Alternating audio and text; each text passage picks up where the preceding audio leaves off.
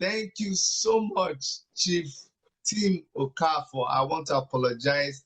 I gave you very short notice. The reason is we've been planning to do this, but I know 30th of May is coming, and you guys are very, very busy. I wasn't sure I was going to catch you within the week. So I just said, let me just do this and this weekend. So thank you so much for accepting to come live on our show at very short notice. Thank you so much, Chief Tim Okafor. Thank you, Honorable Dr. Wanyang. It's a pleasure being with you today. Thank you. Ladies and gentlemen, this is Chief Tim Okafor. Chief Tim Okafor was the former president of the Anambra Association here in Canada.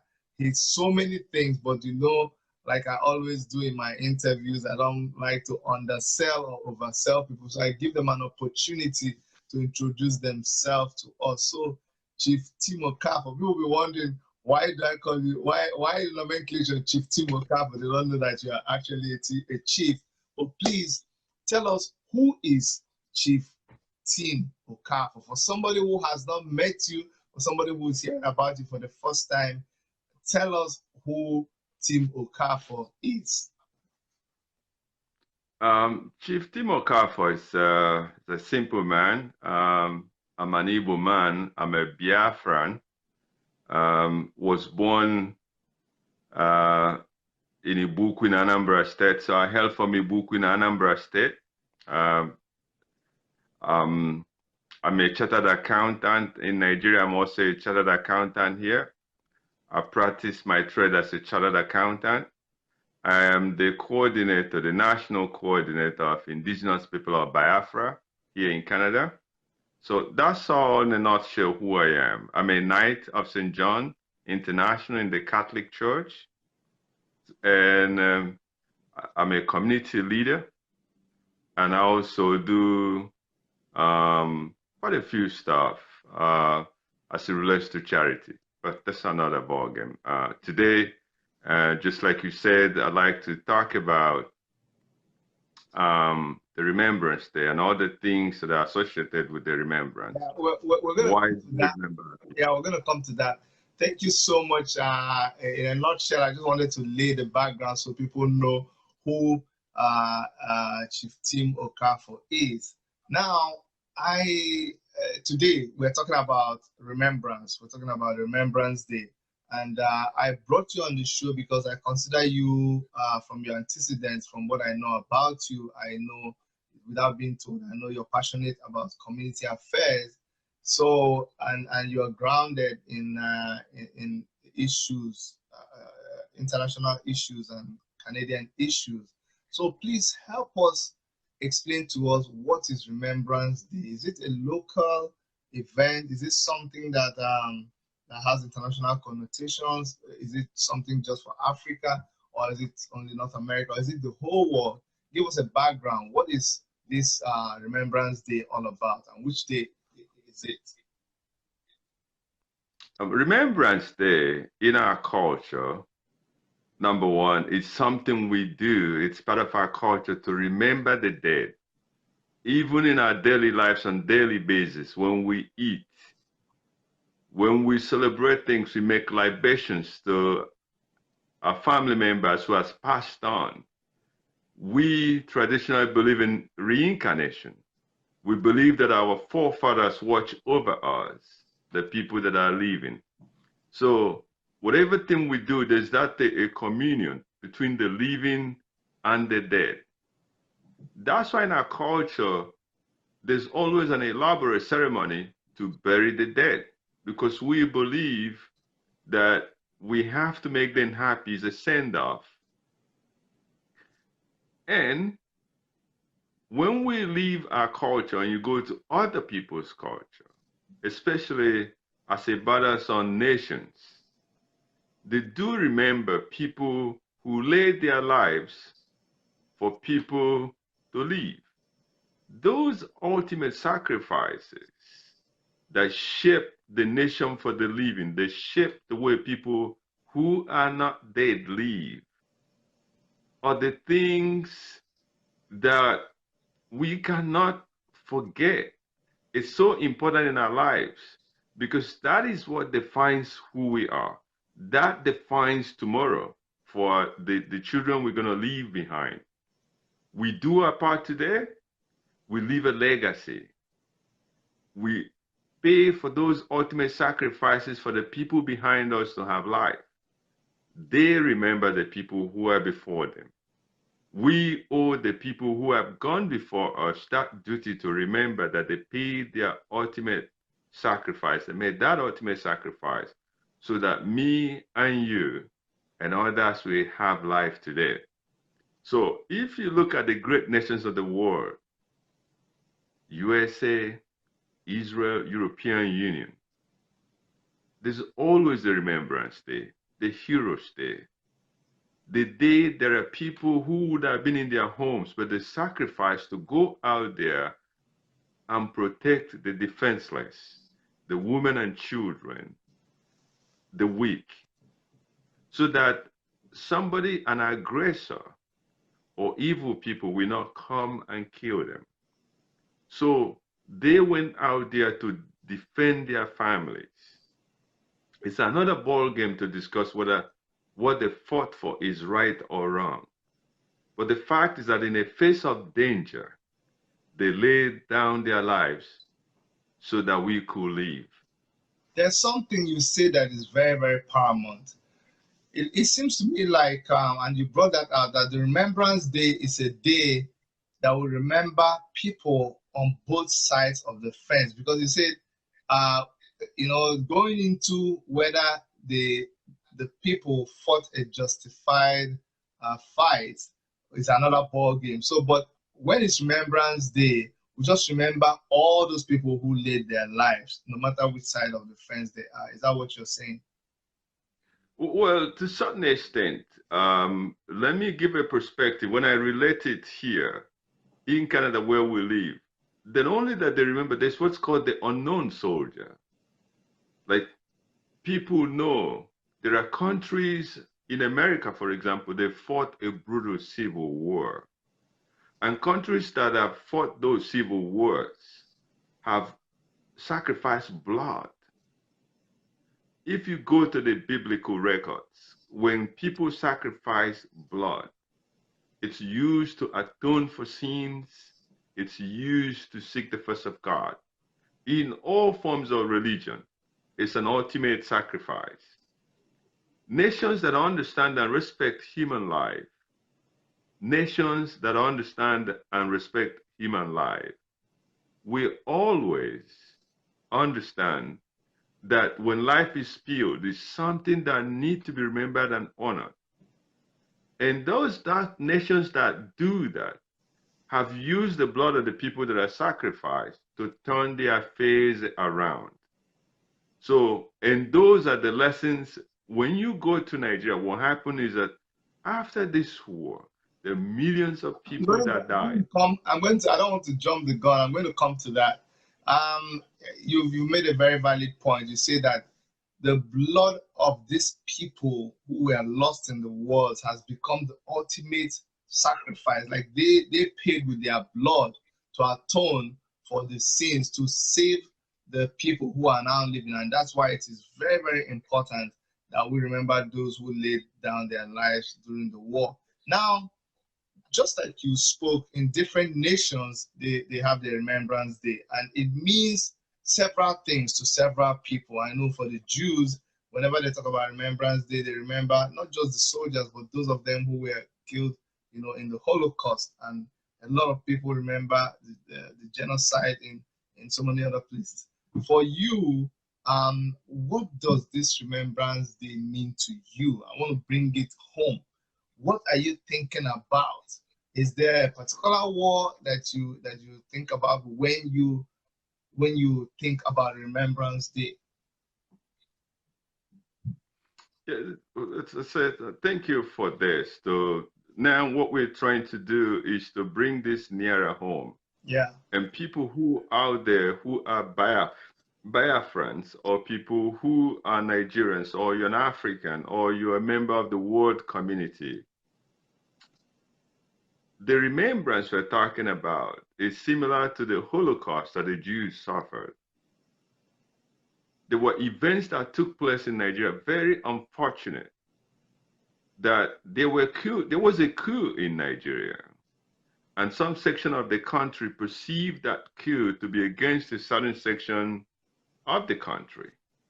Instead of the military people involved limiting this particular unfortunate incident to the military, for the people who are in the military, when you sign up to be a military man in Africa, you understand the consequences of being a military man. There could be coup. There could be counter coup. That has nothing to do with the populace. It has nothing to do with the civilian populace. If what happens in the barracks then goes outside the barracks and affects millions of people, such that people will start killing people from other area to revenge the killing that took place in the military, that's very unfortunate, because now you're talking about ethnic cleansing and pogrom. Worldwide, there are rules of engagement. Even in a conventional war, there's rules of engagement. The civilian populace has nothing to do. It's like there's a coup between, somebody did a coup against Babangida, and somehow somebody will interpret it that people from Delta State championed the coup. And then everybody from Delta State in the North will start being killed. That's exactly what we saw. The civilian population didn't sign to be army people. So which one are you talking about? Which one are you talking about now? Because we're talking about the particular one that is really you're thinking about when you're thinking about Remembrance Day. Yeah, yes. So what we're talking about Remembrance Day, the war that took place between 1967 to 1970, some people call it Biafran War. Some people call it Nigerian Biafran War. That's where the majority of the people we are remembering died. But the key significance of what we're talking about is, why did that war take place? What are the things that resulted in that particular war? Are we talking about some people feeling that there's no fairness, that there was no justice, that there was hatred, and there was the ingredients that hold a nation together no longer existed, that some people are singled out as if they shouldn't leave, and that has persisted. And when some people demanded the equality, that the war continued and people died. And the question is, does those things still exist? From 1945 was the first time people of certain race was killed in a nation that should protect them.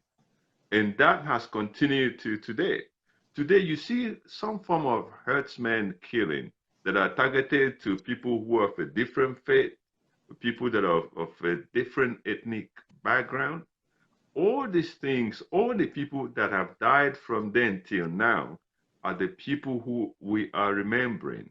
That remembrance is to talk to their spirits and tell them that they did not die in vain, that we understand that what they are fighting, that the generations coming after them will continue to fight until those inequalities, those injustices that are addressed.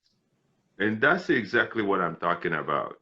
Okay, you see, you actually took the second question out of my mouth, because it looks like I understand the struggle you're talking about. I am from the eastern part of Nigeria, and I'm a child of that war. I was born right in the middle of the war. In fact, I share my story all the time. My young mother of about 20 years then, she had just they had just cut her up, and they had brought me out of her tummy, and they were about to stitch her up when the hospital in Umahia was attacked by fighter jets from the Nigerian army. And so all the doctors just abandoned her on the surgical table there. She clutched her stomach, which was open. She clutched it with her hand and rolled off the bed and started crawling to where they put me on a crib.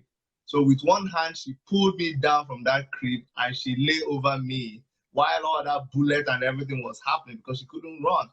Now, that's why my name is Cadet. You know, they say I was going to be a young officer in the Biafran War. That's another story altogether.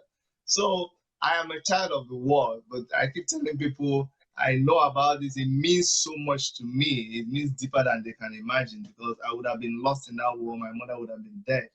But so, but what I want to bring out is when you are with the story of Biafra Nigeria, it's not just the remembrance that, and I'm going to talk about IPOB, because those are the people that are really doing the remembrance here in Canada, and that's why you are being interviewed. But why are you not just remembering? And now I want you to talk about IPOB, what it means, and what is your structure here in Canada. But then also tell us why you are not just stopping at remembering those people that died, but you are agitating. There's this agitation that is ongoing.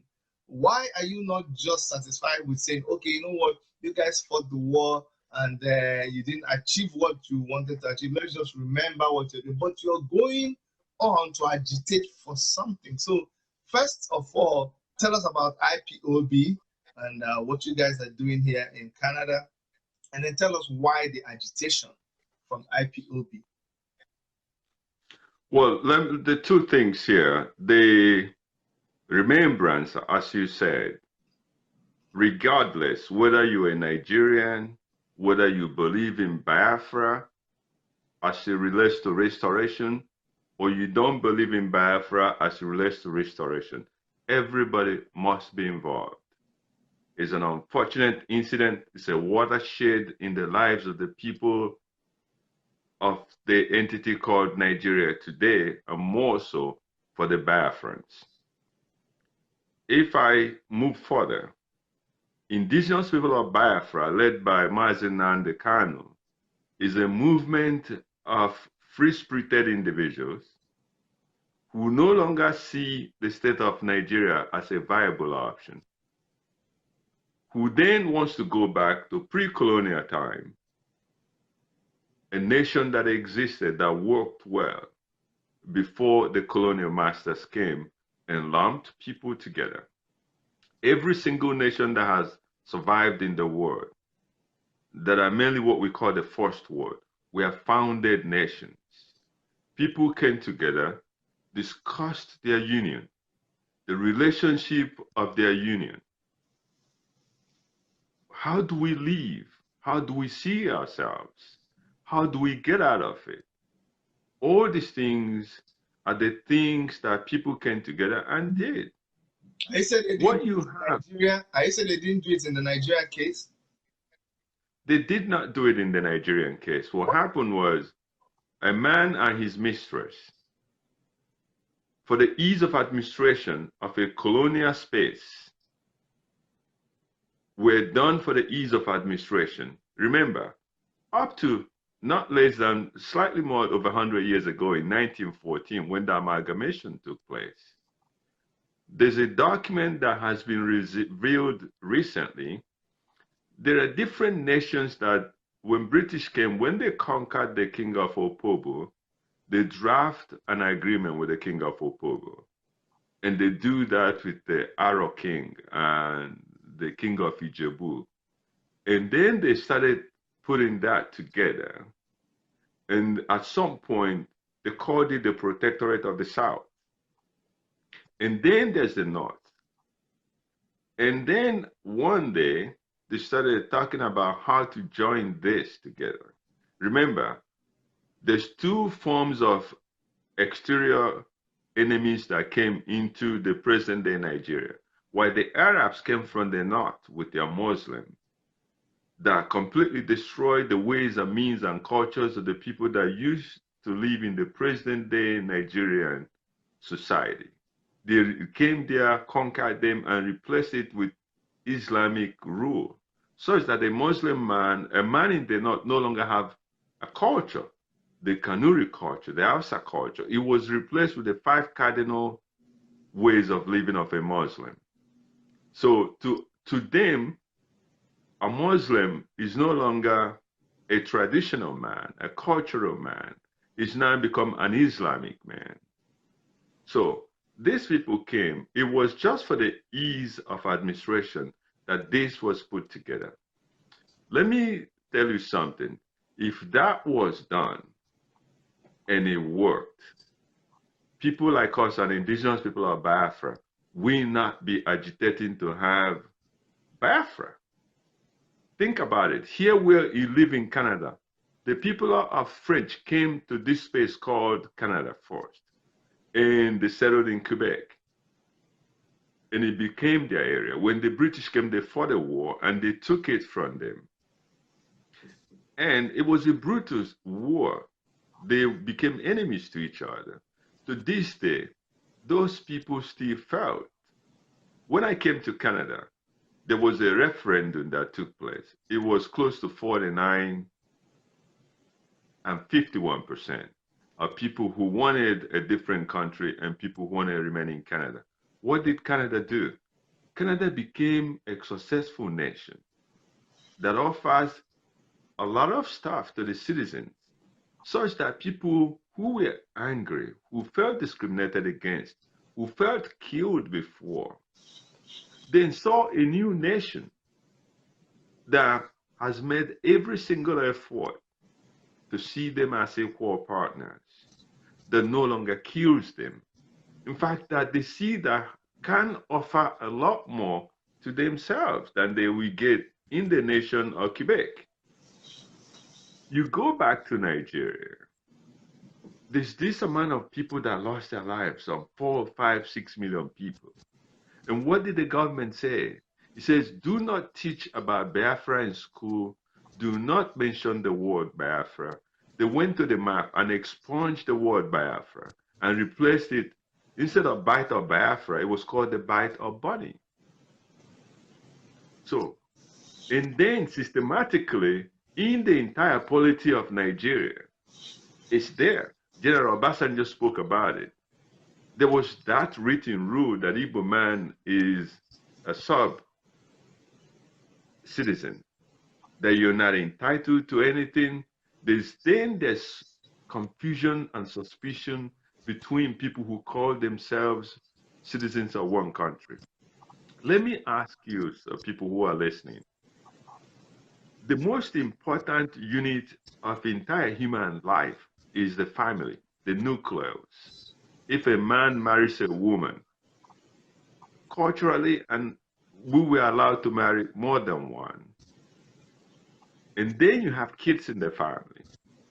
In the Christian life, you're allowed to marry one, and it's a promise for a lifelong union.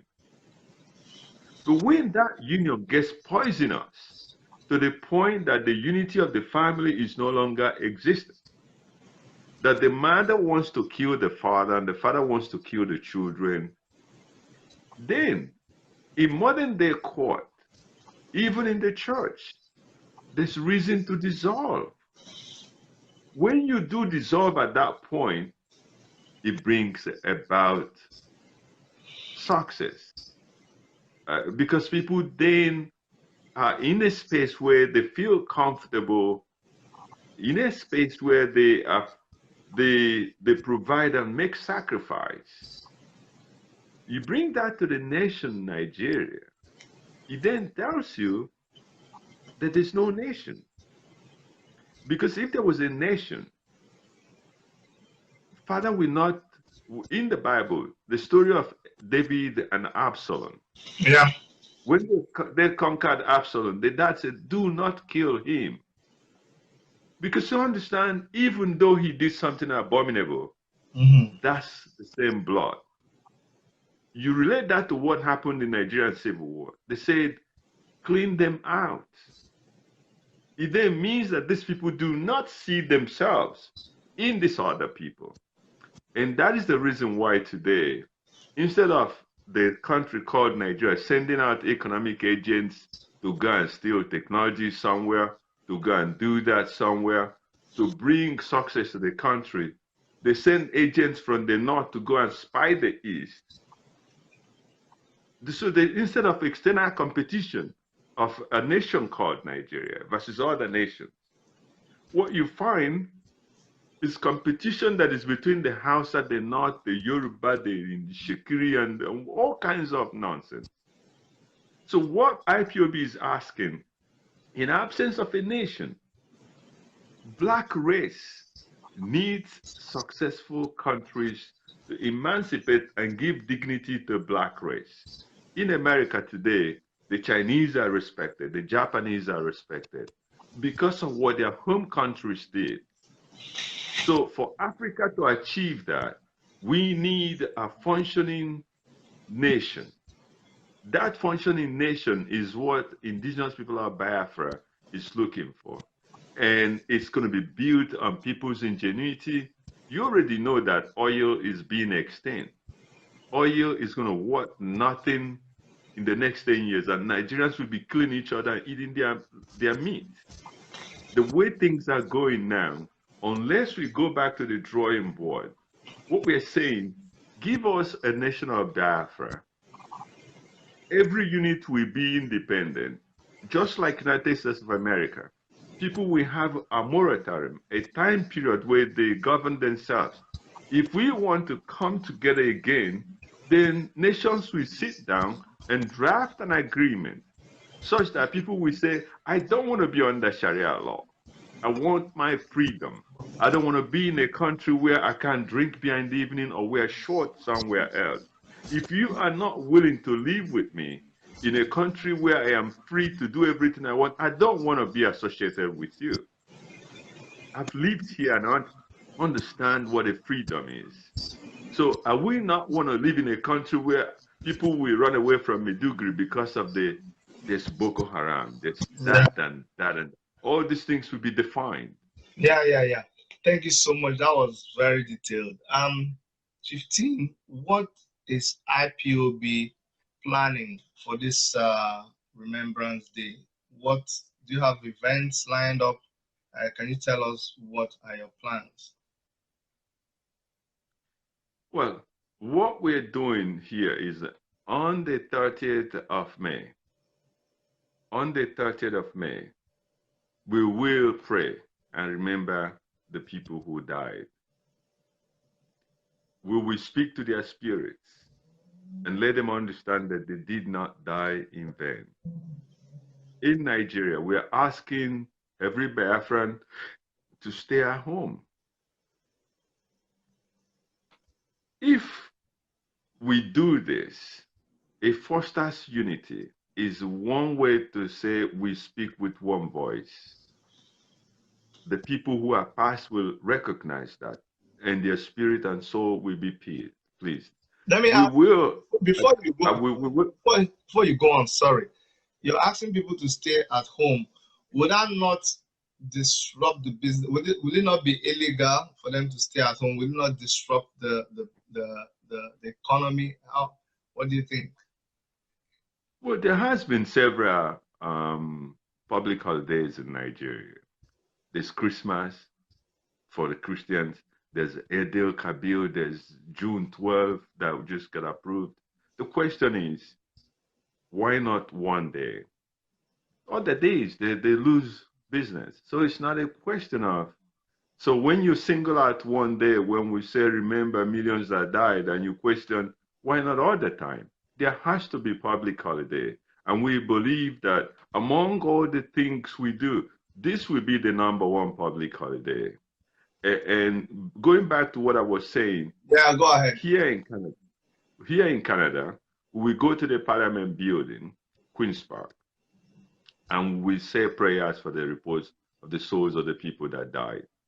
And then we will send a letter, which we do every year, to the Premier, to the Mayor, to the Consulate of Israel, EU, United States of America, reminding them of the failure of the world to protect millions of people that died. It was a massive failure on the part of the world. If the Biafran genocide was prevented, if he was not allowed to get into what, maybe the other genocides wouldn't take place. Somewhere like the Rwanda genocide. Because we know that the tribes in Africa see themselves differently.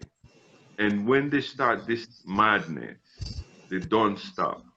So if these tribes were allowed in the first place, if they were allowed to build a nation, then they determine the relationship that we have with other people. You know, some people will tell you, oh, Igbo people don't love each other. Igbo people actually love each other more than every other nation. Because in Igbo language, there's the Umunna. I don't think there's another tribe in Nigeria that I know that have Umunna. They resolve issues in this Umunna. It's only in Igbo land that people take people as apprentices. After 5 years, they settle them in business and they set them up to prosper. When we begin to think about things that separate Igbo man or Igbo from other people, the markets they set up is a venture capital market like our labor market. They raise up to $5 billion from this sort of relationship, symbiotic relationships that exist between them. What is lacking is that the enemy has come in Igbo land as people who were defeated in war and made them believe that they will only achieve success by themselves, which means they never really think of what do we do as a community. I can tell you that even companies like Pepsi and Coca-Cola that don't like each other do what's called competition and cooperation. Yeah. They are fierce competitors. But if government wants to introduce a tax that will reduce the profit of mineral industry, they will come together and lobby the government. When they get that bigger cake, then they compete how to slice it. But those things has been taken out of the mind of Igbo man. He no longer thinks that way. He wants to know, what do I do? How do I help my family? Not understanding that all these things we're duplicating individually. If we do it as a group. I was talking to an Igbo man during this election, and I asked Igbo man, why don't you vote for, what's the guy that you interviewed the other day, Honorable? Yeah, Moral, one of the presidential candidates. Morgal. You know what he told me? Yeah. This guy's a chartered accountant like me in Nigeria. He said Moralo doesn't have a platform. You see, this is exactly how the Igbo elite think. It has to have offices everywhere in Nigeria. It has to do that. This chartered accountant understands that the elite have divided Nigeria and made it a corporation. Such that if you don't have money, you won't be able to have the same platform he's describing. And if you don't have that platform, the government remains with the same people. But the power of democracy is being able to overcome that. It's a mental blockage. Because if everybody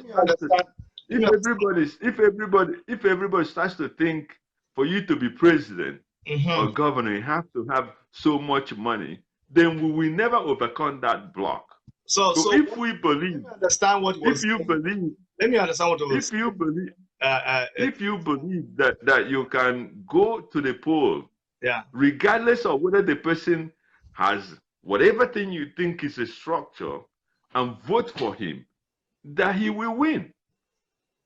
That's actually what I'm trying to say. So what you're saying is Moralo did not have, he did not belong to one of the big parties. Is that what he was saying? That's what you think he was saying? Yes, he's saying that, what he's saying is that Moralo didn't belong to that party, big parties, that in every local government, he should have a representative, have an office there, have people he pays to be there. You know, I ran under the African Action Congress, and our presidential candidate was Omoyele Shore. And I know that when we were campaigning, we also were confronted with those things and say, oh, Shore didn't have a big platform, he didn't belong to any of the big parties. Even I myself, they kept telling me, if I had joined any of the big parties, it would have been easier, it would have been better. So I understand that aspect. Now, I want to know in particular the programs that you planned, because I took you away and asked you about whether you thought that them staying at home in Nigeria was illegal, and you've explained the importance of that. So here in Toronto, you said you're going to go to the parliament, and then what more things would happen after all? After all that things, on the 9th of June, okay, Nnamdi Kanu, the leader of indigenous people of Biafra, is going to hold a town hall meeting here in Toronto. And I'm inviting, there are all kinds of things that they say about indigenous people of Biafra, people who lack knowledge about indigenous people of Biafra. One of them, they say, oh, the Biafra land is landlocked. It doesn't have a seaport.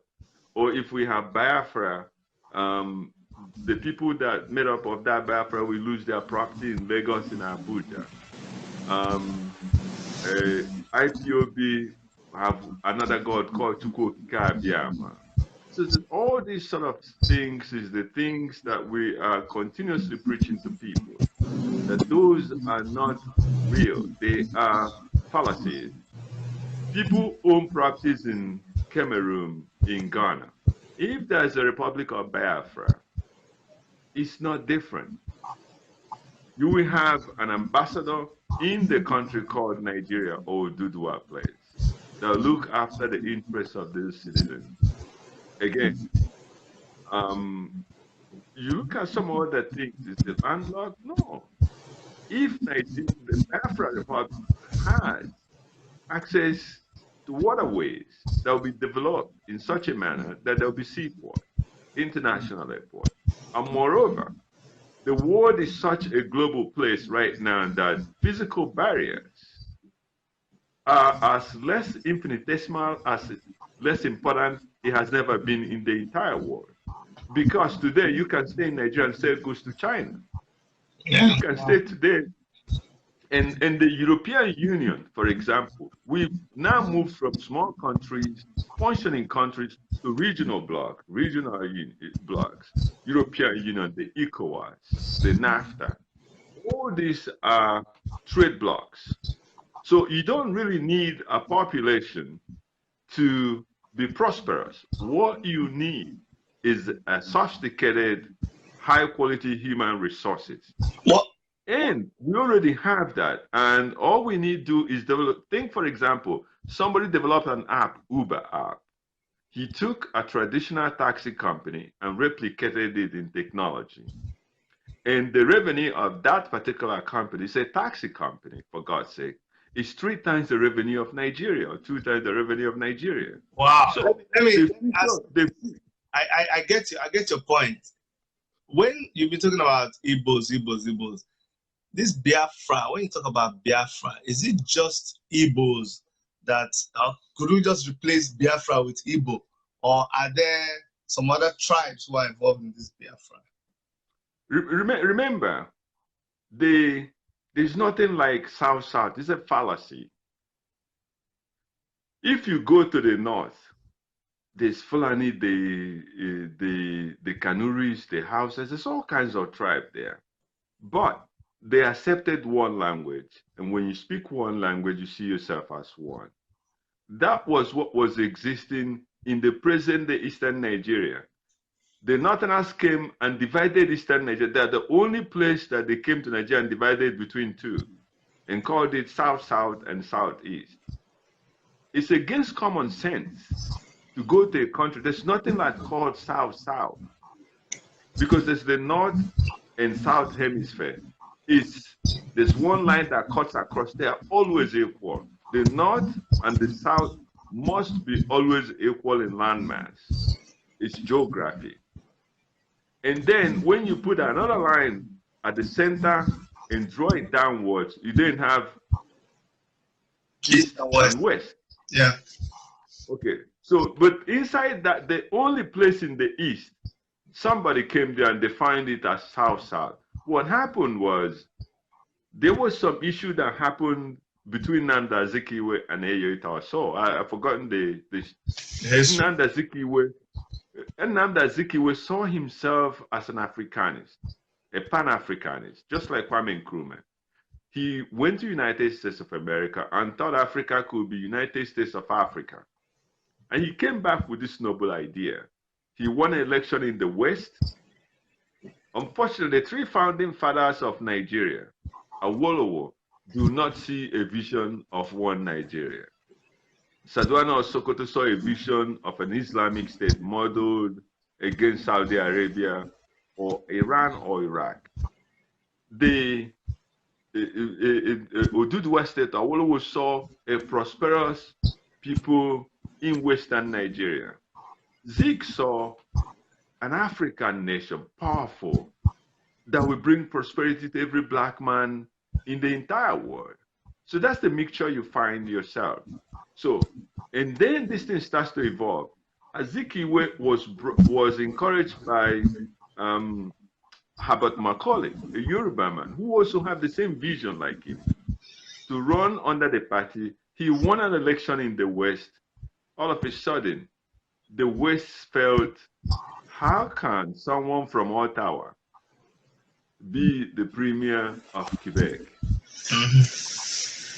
And then they let him go home. When he went home, Igbo people rallied together. Remember, in normal circumstance, Igbo being the most populous amongst the people that live in the Southeast, the greatest thing would have been to have Igbo language as one language. They intermarried, they intertrade. They came home and told a Cross River man to step down from Nanda Azikiwe. That particular watershed created a block between the two brothers that has been intermarrying, that saw themselves as one. In fact, it was, if you don't speak Igbo in the Southeast, then it's like you haven't belonged. So after the war, the caliphate then put further division by telling the people they call the South that Igbo man is conquered. You are now his boss. Change all the street names to, if the one that's Chuku, call it to Ruchuku or something. Seize their property. We give you power to be their Lord and their God now. So all they did is to further divide people in the Southeast for their political gain. But when people who don't love the nation they created called Nigeria, they do all that, because if you had seen your family as one, why will you go and divide two brothers born of the same parent? What will be the importance of dividing some sections of your populace if you want the nation to survive? Because all these things that I've done have modeled the whole place and messed it up so much so that relationship or marriage, like I give you an example, once there's blood spilled, once there's so much distrust, it's so hard to repair other than to hit a reboot button. And that reboot button is a new nation called Biafra and a new nation called whatever thing other wants to call it. And then start afresh and begin to build up from bottom to top. Okay, thank you. So when Nnamdi comes, take me through what he'll be doing here quickly as we begin to round up. When he arrives in Canada, what are we expecting him to do? Well, the significance of Nnamdi coming here is that it shows the fallacy of the country called Nigeria and their actions, how callous they are. You see people under the United Nations Charter of Rights for Self-Determination. People are saying, we don't seem to be liked here. Some people think IPOB hate Hausas or Yorubas. We don't preach hate. I actually believe that when Nigeria is broken up apart into a smaller unit, that there will be prosperity in those regions, that those countries there'll be more unity amongst them. If you have a company where you have the CEO, the CFO, the marketing manager, all have three different agendas, the company never prospers. That's the same thing with the country Nigeria. Allow people who see themselves as one, that have one common purpose and common destiny, to go and chart a course for themselves. And if there's going to be a relationship. So what am I saying? Nnamdi Kanu is come here on that particular weekend to round up and tell the world, like Nigeria said IPOB is a terrorist organization. Well, Canada gives people, accept people as conventional refugees, people who are fleeing persecution and killing as members of IPOB in Nigeria. Our leader is coming here. He has gone to the US. A court of competent jurisdiction in Nigeria declared him wanted. So if he was a fugitive, if what they're saying was true, that IPOB is a terrorist organization, how free can you be in the world moving around? And yet this government does not understand that it's a disgrace unto himself and a disgrace to the Committee of Nations of the world, that you cannot sit down and behave as if you are still in 14th century. People who are not armed, people who are not masking their faces, the normal citizens on the street protesting how they are being treated in a place they call their own. And you turn around and prescribe them as a terrorist organization? Okay, so kind of coming is to be able to be able to counter the thought out there that he's not able to move around freely. Those are one of the things that his coming will prove. And then you also say there's going to be a town hall meeting, I think, when it comes. There's going to be a town hall meeting, right? Yes. It's you know, people who talked about Biafra before sort of talk to people, but the advent of the media platform has given us the Facebook, the Radio Biafra, we are continuously reaching the younger generation who are asking questions. Where the hell are we born? Why is this not working? What is an alternative? How did this go wrong? So he is coming here to continue to preach the gospel of restoration, to preach the gospel. Where do we go from here? If you're confused where you're coming from and where you're going, that we have a roadmap for you to see that there are people actually there thinking ahead for you. All you need to do is join, reprogram your mind. When an enemy sees that you have no alternative or no choice, it emboldens them. It emboldens them. It makes them even suppress you even more. Without IPOB, we wouldn't be discussing Biafra freely. We wouldn't be even talking about restructuring of the country. But we are championing what other people have been saying internally. We've internalized that, and we are putting out there for people to understand you can take your destiny into your hands. We saw the Arab Spring. We saw what's going on in Sudan. We want people one day to come out and demand for a change. And that change will free the most successful black race in the entire world. The experience of Nigeria will prepare those individual nations for prosperity. It will prepare them to emancipate the black man. Thank you so much.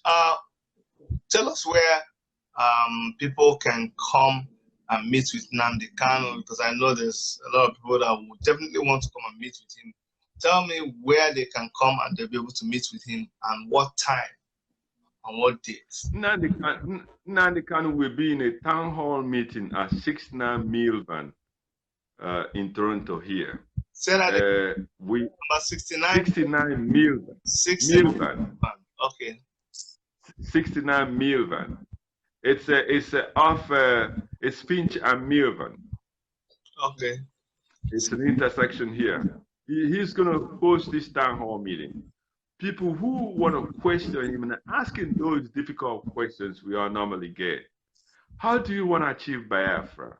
Why do you pray in the name of Chukwu Okike Abiama?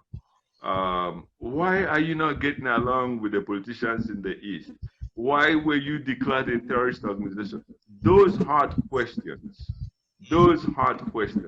is what I want people to come that day and ask the man himself, the man that sacrificed his comfort of his family to fight for you and I. Thank you very, very much.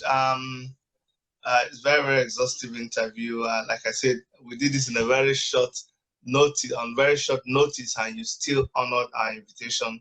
I want to thank you, Chief Tim Okafor. I want to pray that the event will be a success, and that we never forget people who have sacrificed, laid their lives and spilled their blood to try to safeguard, to save those of us that are now. Okay, sorry, I wrote meal can.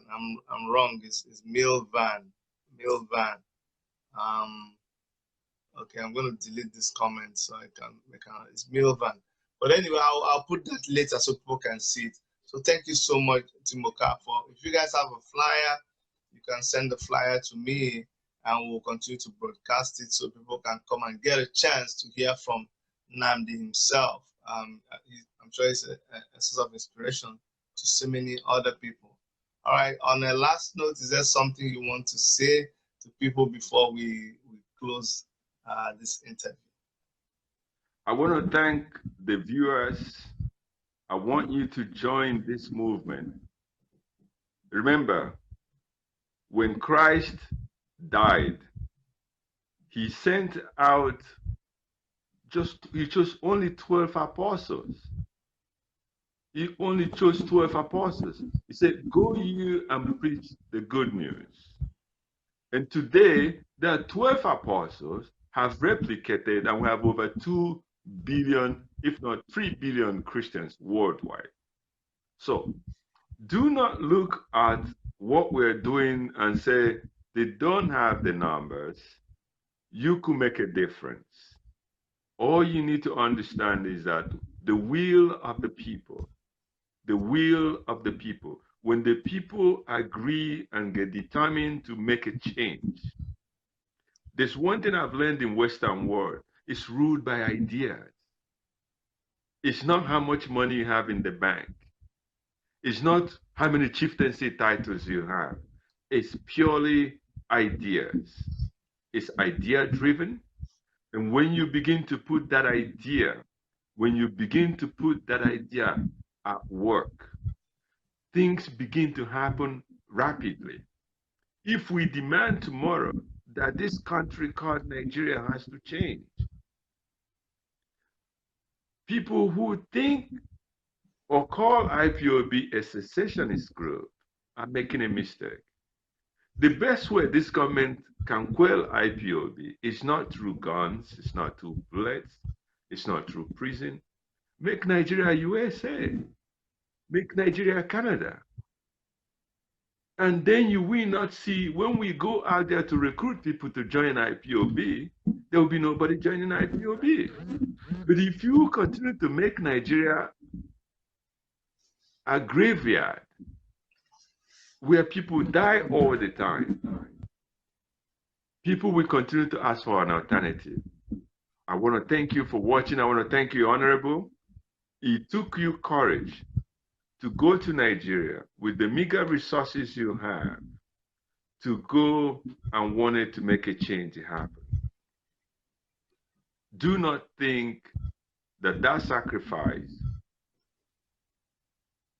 is not useful, because it adds not only to you, but the conversation you brought to the polity improves the whole political process.